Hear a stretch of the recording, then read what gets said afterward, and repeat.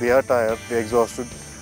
But I think the thing about this place is that it invigorates you. Can you both look at me for 1 second? Just look straight at me. The 6 finalists and their muses set out to a private pagoda in the middle of the Andaman Sea and had just a few minutes to play paparazzi before their independent time to shoot the couple.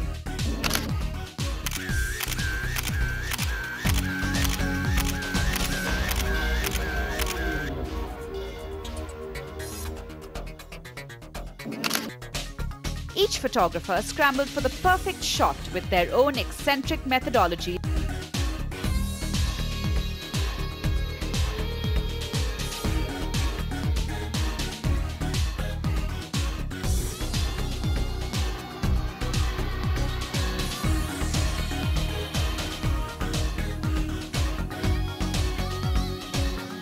Pakka parallel to the camera. Yes.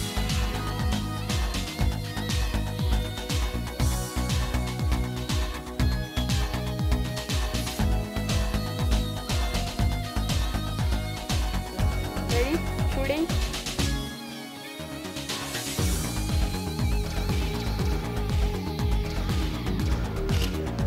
Look at each other, guys. 1, 2, 3, 4. Look at each other, look at each other. Can you just come closer, closer? Fine. Oh, thank you. Day 2 began with a quiet and early session to capture the couple's last playful moments before they turned Mr. and Mrs.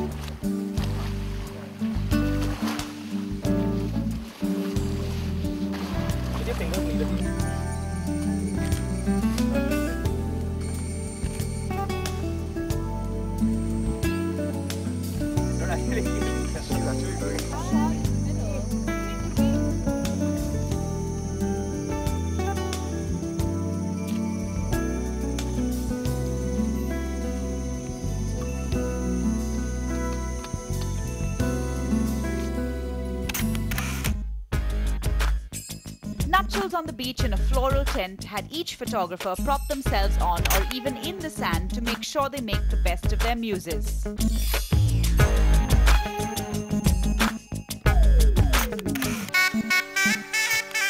And then a modern version of the traditional Indian bidai.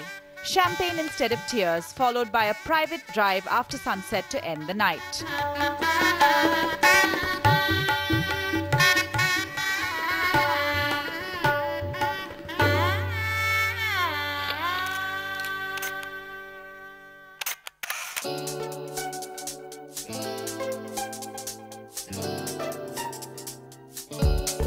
What better way to continue the honeymoon by renewing their vows? This time the traditional Indian way.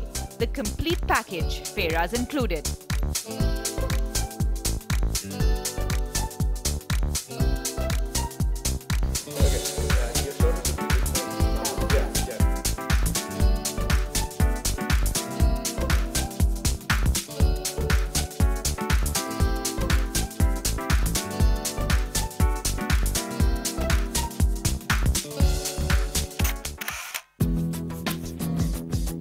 One last wedding followed, Malay style, during which the 6 contestants faced the challenge of shooting in uneven terrain.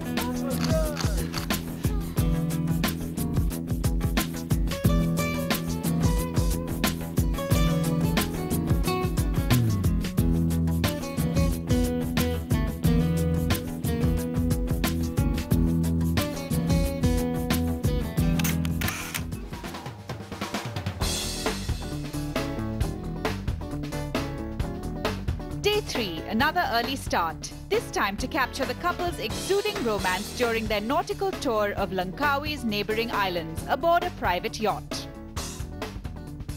I'm really enjoying this place, and it's really cool place to shoot for the models, anything, landscapes, commercial shoots, fashion photography.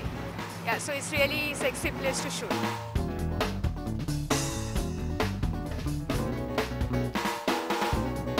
Once I start looking through the lens, that's when the mind shift happens, and that's when you change gears into go mode. So till then, I hope to enjoy. A wedding photographer of caliber skillfully captures a couple's most intimate moments without disrupting their real-life intimacy, and also adding a blend of sophistication to the final product. As long as a guy and a girl fit in a place, there's a basic thing which we do to make them comfortable. Ask them to fit in natural poses, just be themselves, be comfortable wherever they are. I make them feel that I am not here. They are in a private yacht. They are enjoying their real moments. I need that real moments. That's what my style is. I just leave them natural, like not too many doing some poses, and just taking the environment surrounding, and that's what I want to do.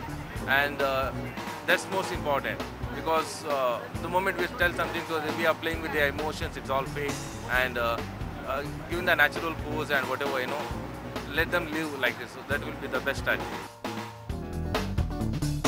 Let them have a conversation, some nice little chat, and then just getting the moment. Because I think weddings more about getting the moment rather than just making them pose every single time. Then it becomes fake.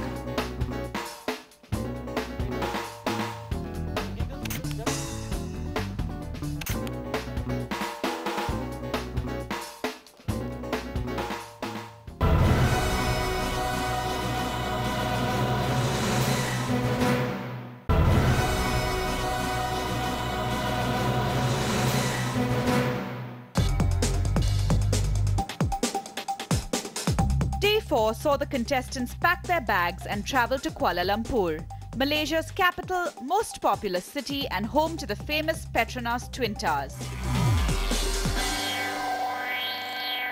In terms of expectations from a new city, I think it's a new venue.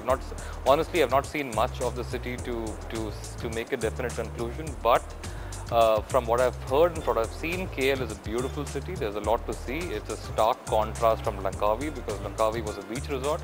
KL is more technology, it's more steel, it's more glamour, it's all of that. So I think we'll be able to really take the couple and show them in a different light. Earlier we worked in a very peaceful island, that is Langkawi. Right now we're in a concrete jungle.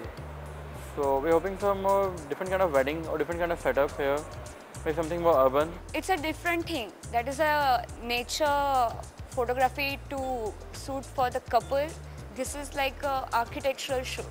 So if I want to shoot like a background architectural and for the couple shoot, so I can add the perspective, the depth on the photograph. The tallest twin towers in the world made an eye-catching backdrop for the rather intimate and delicate session in the couple's honeymoon suite. The couple played muse to the photographers one last time, this time alongside the Putrajaya Lake Marina. Choosing the best photographs is a task in itself. Ask the judges that handpicked the finalists. I got to select around 24 sequences, and the top 3-4 were very difficult to come to a conclusion, because they were almost very similar in terms of best pictures, in terms of composition. And in series it's very difficult to pinpoint a particular series, because you have a sequence of pictures, and it makes my life all the more difficult. One of the things that happens in Indian photography is that we have a lot of posy kind of pictures, where the photographer is trying to rig up a shot and do it, which is not wrong. I wouldn't say it's absolutely wrong if you can carry it out. The quality of pictures have improved from before 1 year, which I judged, and last year also I have seen the pictures, but still the things are improving. That's what I feel, and photographers are trying to do some more efforts. Different type of pictures have come. So with the photographers having to shoot 9 sessions over 6 days in 2 cities, what did the number of photographs taken amount to?